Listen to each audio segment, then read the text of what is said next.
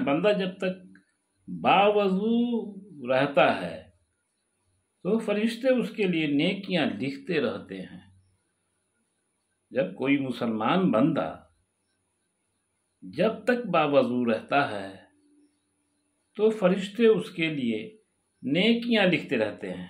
ایک حدیث شریف میں ہے کہ حضرت ابو ہریرہ رضی اللہ عنہ سے روایت ہے کہ رسول اللہ صلی اللہ علیہ وسلم نے ان سے فرمایا کہ اے ابو ہریرہ رضی اللہ عنہ، جب تم وضو کرو تو بسم اللہ والحمد للہ کہہ لیا کرو۔ جب تم وضو کرو تو بسم اللہ والحمد للہ کہہ لیا کرو۔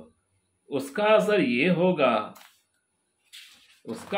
ہوگا کہ جب تک تمہارا یہ وضو باقی رہے گا اس وقت تک تمہارے محافظ فرشتے یعنی کاتبین اعمال تمہارے لیے برابر نیکیاں لکھتے رہیں گے۔ یہ معارف الحدیث میں ہے کہ بندہ جب تک باوضو رہتا ہے اس کی نیکیاں لکھی جاتی ہے۔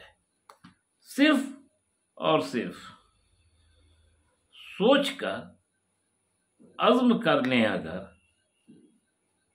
تو باوضو رہنا محال نہیں ہے، اور واقعی جو کوئی عزم کرتا ہے اور اپنے منزل کی طرف بڑھتا ہے تو وہ منزل تک پہنچ جاتا ہے، اپنے مقصد اور حصول تک پہنچ جاتا ہے۔ شرط ہے کہ عزم پختہ ہو، ارادے عظیم ہوں۔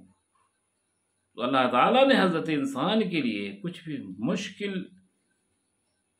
نہیں رکھا ہے۔ شرط ہے کہ بندہ عمل کے لیے آمادہ ہو جائے، عزم کرے اور بڑھتا رہے۔ بھر دن وضو رکھنا کون سا مشکل کام ہے؟ آپ جیسے ہی ایک وضو ختم ہو تو دوسری وضو بنا لینا چاہیے۔ مانا کہ ہم بازار جا رہے ہیں تو وضو بنا لیا، پھر بازار میں اپنے کام میں لگے رہے اور ہمارا وضو باقی ہے اور فرشتے ہماری نیکیاں لکھ رہے ہیں۔ نیکیوں کا انجن چلتا رہتا ہے، نیکیاں باضابطہ لکھی جاتی رہتی ہیں، فرشتے ان نیکیوں کو لکھتے ہیں۔ حدیث شریف سے یہ پتہ چلا کہ فرشتے لکھتے رہتے ہیں۔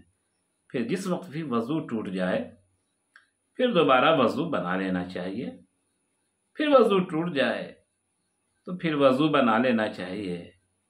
ہے تو مشکل کام ضرور، ایک وضو کے بعد اس کے ٹوٹنے کے بعد دوبارہ وضو بنانا مشکل کام تو ضرور ہے، لیکن اگر جہاں بندہ رہتا ہو تو وہاں اس طرح سے پانی وغیرہ کا انتظام رکھے، اور بازار جانا ہے تو ایسا بھی کیا ہے کہ ترت پہنچے ترت پیشاب یا استنجا کی حاجت ہو جائے، بلکہ کوشش کرنے والا تو یقینی کامیاب ہوتا ہے۔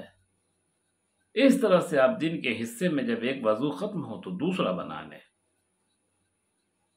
نماز کے وقت تو وضو آپ بناتے ہی ہیں، اور اس لیے تو 5 وقت کی نماز رکھی گئی ہے، اس کا وضو کو فرض کیا گیا ہے۔ وضو نہیں تو پھر نماز نہیں، جس کی وضو نہیں اس کی نماز نہیں، وضو کو فرض کیا گیا ہے۔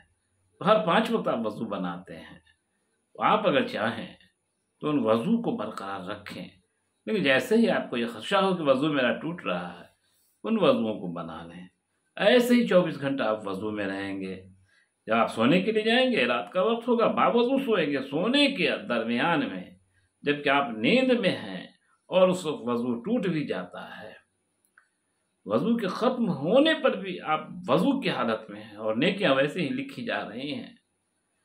یہاں تک کہ روایت میں ہے، حدیث شریف میں ہے کہ حضور صلی اللہ علیہ وسلم نے ارشاد فرمایا کہ باوضو سونے والے سے فرشتے لپٹ کر سوتے ہیں اور ان کے منہ پر منہ اپنا ڈالتے ہیں، اور رات بھر وہ ذکر کرتے ہیں، اور ان کے اذکار کا نور اس بندے کے پیٹ میں جاتا ہے۔